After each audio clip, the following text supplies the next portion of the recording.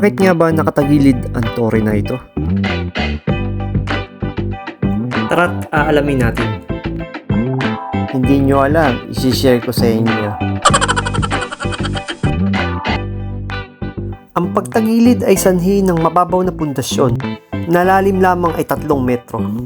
At ang Pisa Tower malapit lang ito sa coastal line. Kaya naman, hindi stable ground ang lupa dito. Hindi nito kaya suportahan ang bigat ng tore. Lalo na kung itatayo na gusali ay gawa sa purong marble na napakabigat. Nung nakatayo na ang pangalawang palapag nito, kaya ayon ito ay tumagilid. At nang matapos na ang gusali, ang actual na size ng tore sa mataas na bahagi ay 56.67 meters. At sa mababang bahagi naman ay 55.86 meters. Kaya naman ito ay masasabi mong nakasandal o nakatagilid. Alam nyo ba? Hindi nyo alam. In late 1500s, si Galileo Galilei, nag-experiment siya ng 2 cannonball na magkaiba ang laki nito, isang malaki at maliit. Hinagis niya ito ng sabay mula sa taas ng tore.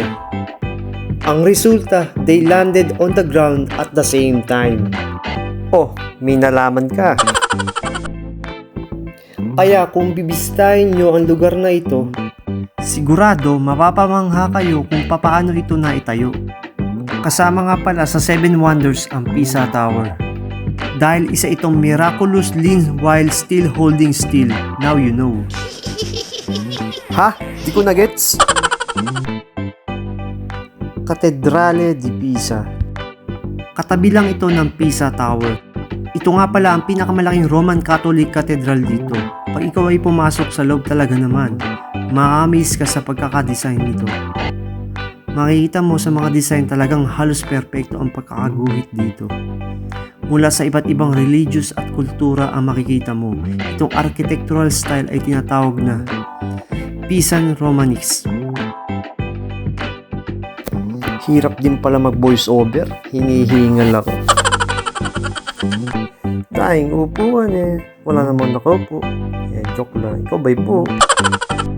At makikita mo architecture color design gray, white, gold, and black marble.